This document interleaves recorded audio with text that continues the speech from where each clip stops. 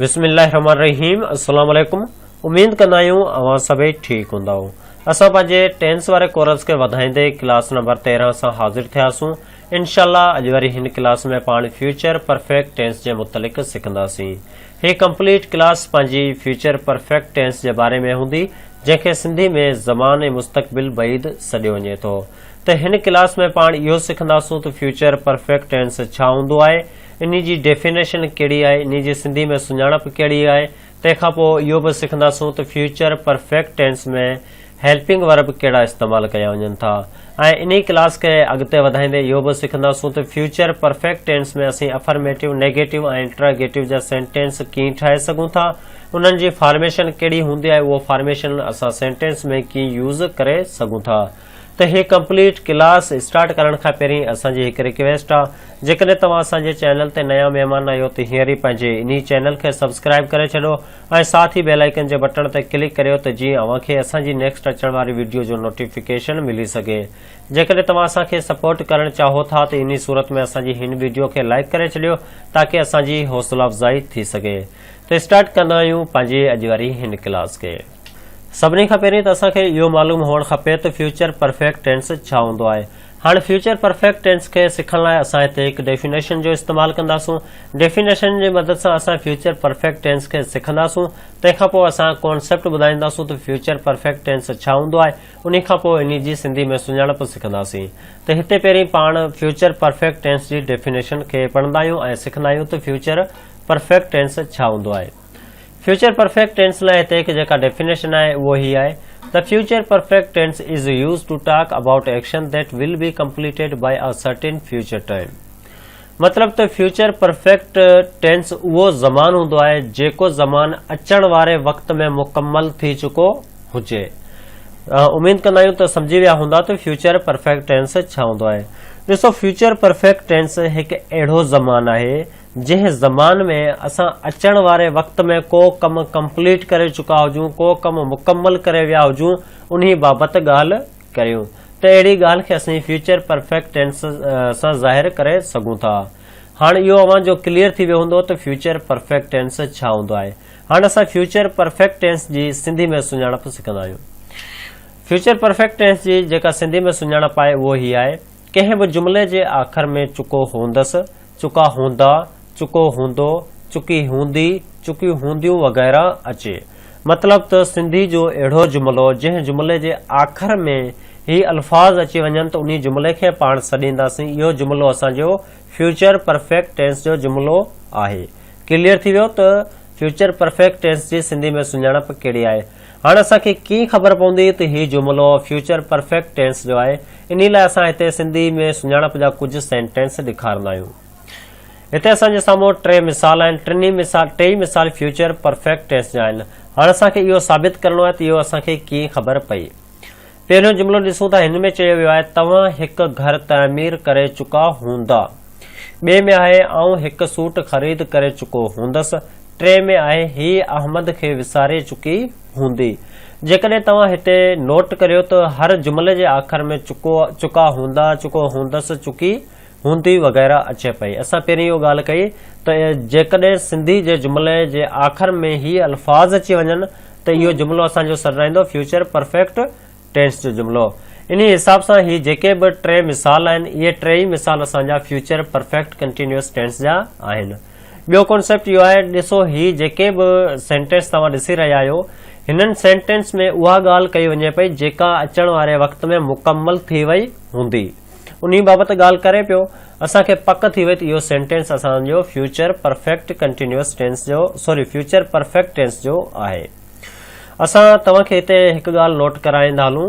ॾिसो, future perfect tense में असां उहो ॻाल्हि कंदा आहियूं जेका अचण वारे वक़्त में मुकम्मल थी वई हुजे। समझ में अची वियो, क्लियर थी वियो। हाणे असां सिखंदासूं फ्यूचर परफेक्ट टेंस में अफर्मेटिव खे। अफर्मेटिव खे सम्झण खां पहिरीं असां हिते तव्हांखे कॉन्सेप्ट क्लियर करायूं। ॾिसो, हिते लिखियलु आहे पॉज़िटिव सेंटेंस। हाणे पॉज़िटिव सेंटेंस ऐं अफर्मेटिव सेंटेंस सेम हूंदा आहिनि, चाहे असां हिनखे पॉज़िटिव सेंटेंस चऊं, चाहे असां हिनखे अफर्मेटिव सेंटेंस चऊं, लेकिन ॻाल्हि हिकिड़ी ई आहे।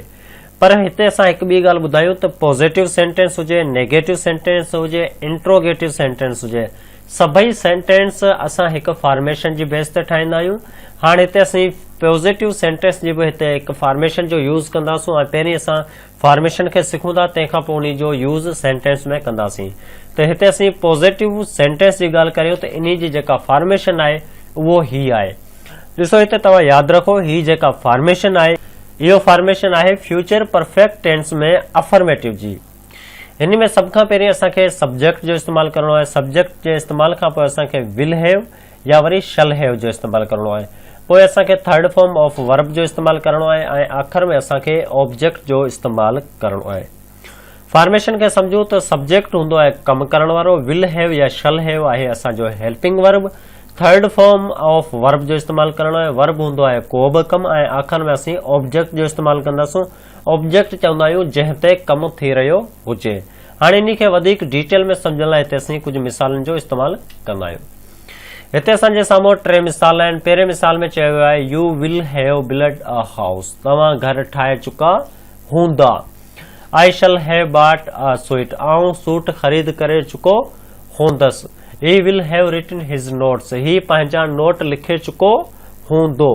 ठीकु आहे, हिते असां सभ खां पहिरीं ॻाल्हि छा कई त सब्जेक्ट हूंदो आहे कमु करण वारो, विल हैव या शल हैव असांजो आहे हेल्पिंग वर्ब, वर्ब हूंदो आहे को बि कमु, ऑब्जेक्ट हूंदो आहे जंहिं ते कमु थी रहियो हुजे। हाणे हिते असीं छा चयो त तव्हां घर तयारु करे चुका हूंदा। हिते घर तयारु करण वारो केरु आहे? तव्हां खे असीं सिंधी अंग्रेज़ी में छा चवंदा आहियूं? यू। त सभिनी खां पहिरीं यू जो इस्तेमालु कयोसीं। यू असांजो आहे कमु करण वारो जंहिंखे असीं सब्जेक्ट चवंदा आहियूं। हाणे यू अची वियो त हिते असांखे विल हैव या शल हैव मां को बि हिकु हेल्पिंग वर्ब इस्तेमालु करणो आहे। यू सां असां हमेशा विल हैव जो इस्तेमालु कंदा आहियूं। त पोइ हिते छा थींदो? विल हैव। हाणे वर्ब माना कमु छा आहे? ठाहिणु। हाणे ठाहिण जी थर्ड फॉर्म थींदी ठाहे चुको, त हिते असीं बिल्ड खे बिल्ट कंदासूं। ठीकु आहे, इन जी थर्ड फॉर्म इस्तेमालु कई आहे। छा ठाहियो आहे? घर ठाहियो आहे। हिते असां हाउस ऑब्जेक्ट हूंदो। उमीद कंदा आहियूं त हाणे तव्हांखे फॉर्मेशन जो इस्तेमालु बि सिखी विया हूंदा। ठीकु, इन तरह सां असां वटि ॿियो मिसाल आहे I shall have bought a suit, ऐं सूट ख़रीद करे चुको हूंदसि। हिते सूट ख़रीद करण वारो केरु आहे? आई आहे। आई सां हमेशा असां शल हैव जो इस्तेमालु कंदा आहियूं। छा कंदो? ख़रीद कंदो। बॉट अ सूट, छा ख़रीद कंदो? सूट ख़रीद कंदो। हिन तरह सां मां पंहिंजे माइंड सां केतिरा ई सवाल या वरी केतिरा ई सेंटेंस ठाहे सघो था। ॾिसो, असांजो मक़सदु तव्हांखे वाट ॾेखारणु आहे, रस्ते ते हलणु तव्हांजो कमु आहे, मंज़िल ते पहुचणु तव्हांजो कमु आहे। असां फ़क़ति एतिरो करे सघूं था, असां जेको आहे सो फ्यूचर परफेक्ट टेंस जो कॉन्सेप्ट सम्झाए सघूं था, उन में अफर्मेटिव, नेगेटिव ऐं इंट्रागेटिव जी फॉर्मेशन सम्झाए सघूं था ऐं उन जे हिसाब सां असां कुझु सेंटेंस ठाहे सघूं था। बाक़ी अव्हां ते डिपेंड कंदो आहे त इन ते प्रैक्टिस करो ऐं ॿिया बि सेंटेंस ठाहियो। हाणे असीं ॻाल्हि कंदासीं नेगेटिव सेंटेंस में। नेगेटिव सेंटेंस खे सिखण लाइ बि हिते असीं हिकु फॉर्मेशन जो इस्तेमालु कंदासीं ऐं उहो फॉर्मेशन आहे सभिनी खां पहिरीं पाण खे सब्जेक्ट जो इस्तेमालु करणो आहे। सब्जेक्ट जे इस्तेमाल खां पोइ असांखे विल हैव जे विच में नॉट जो इज़ाफ़ो करणो आहे। हाणे असीं छा कंदासीं? विल नॉट हैव या वरी शल नॉट हैव, पोइ थर्ड फॉर्म ऑफ वर्ब ऐं आख़िर में ऑब्जेक्ट जो इस्तेमालु कंदासूं। हिन फॉर्मेशन में सिर्फ़ फ़र्क़ु इहो आहे असां नॉट जो इज़ाफ़ो कयो आहे ऐं नॉट जो इज़ाफ़ो असां विल हैव या वरी शल हैव जे विच में कंदासीं। बाक़ी हिन में फॉर्मेशन में बि को बि चेंजिंग न आहे ऐं सेंटेंस में बि का चेंजिंग न आहे करणी। सिर्फ़ु इहो करणो आहे असांखे हिकु लफ़्ज़ जो वधीक इस्तेमालु करणो आहे जेको आहे नॉट, ऐं इन जो इस्तेमालु असीं विल हैव या शल हैव जे विच में कंदासीं। बाक़ी को बि चेंजिंग न आहे। ॾिसूं था हिननि खे मिसालनि में। मिसाल असांजे साम्हूं बिल्कुलु सेम आहिनि। हिन में चयो वियो आहे he will not have written his notes. ठीकु आहे, ही पंहिंजा नोट न लिखे चुको हूंदो। हिते असां छा कयो आहे? सिर्फ़ु नॉट जो इज़ाफ़ो विल हैव ऐं शल हैव जे विच में कंदासीं। हिते असीं विल हैव जे विच में सिर्फ़ु नॉट जो इज़ाफ़ो कयो आहे, ॿियो कुझु बि न आहे करणो। ठीकु आहे, इन खां पोइ असां ॿियो मिसाल ॾिसूं था। V shall not have decorate our room, असां पंहिंजे घर खे डेकोरेट न करे चुका हूंदासीं। ठीकु आहे, हिते बि ॾिसो असां जेका सो विल शल खां पोइ नॉट जो इज़ाफ़ो कयो आहे। शल ऐं हैव जे विच में नॉट जो इज़ाफ़ो कयो आहे, ॿियो का बि चेंजिंग न आहे कई। उमीद कंदा आहियूं तव्हांखे हाणे नेगेटिव सेंटेंस बि सम्झ अची विया हूंदो। ॾिसो, नेगेटिव सेंटेंस में असां सिर्फ़ु हिकु लफ़्ज़ जो वधीक इस्तेमालु कंदा आहियूं जेको आहे नॉट, ऐं नॉट जो इस्तेमालु असां विल हैव या शल हैव जे विच में कंदासीं। ॿियो को बि हिन में डिफरेंस या वरी का बि चेंजिंग न आहे। हाणे असीं ॻाल्हि कंदासीं इंट्रोगेटिव सेंटेंस जी। इंट्रोगेटिव सेंटेंस असां चवंदा आहियूं सवालिया जुमलनि खे। हाणे इहे सवालिया जुमला बि असां हिकु फॉर्मेशन जे ई बेस ते ठाहींदासीं, जेका फॉर्मेशन आहे ही। हिन में असां सभिनी खां पहिरीं विल या शल जो इस्तेमालु कंदासीं, उन खां पोइ सब्जेक्ट जो इस्तेमालु थींदो, तंहिंखां पोइ हैव जो इस्तेमालु कंदासूं, उन खां पोइ थर्ड फॉर्म ऑफ वर्ब जे इस्तेमाल खां पोइ असीं ऑब्जेक्ट जो इस्तेमालु कंदासीं, ऑब्जेक्ट जे इस्तेमाल खां पोइ असां लास्ट में क्वेश्चन मार्क ॾींदासूं। छा आहे असांजी फॉर्मेशन इहो आहे, सभिनी खां पहिरीं असां विल या शल जो इस्तेमालु कंदासीं, तंहिंखां पोइ ऑब्जेक्ट ईंदो, पोइ हैव ईंदो, पोइ थर्ड फॉर्म ऑफ वर्ब ईंदी, पोइ ऑब्जेक्ट ईंदो ऐं ऑब्जेक्ट खां पोइ क्वेश्चन मार्क इस्तेमालु कई वेंदी। हाणे इहो बि असां जेको आहे सो डिटेल में असां एग्ज़ाम्पल में सिखंदा आहियूं त इन फॉर्मेशन जो यूज़ कीअं कबो आहे। हिते असांजे साम्हूं जेके टे मिसाल आहिनि उहे आहिनि, will they have shifted to a new home, छा उहे न्यू घर में शिफ्ट थी चुका हूंदा।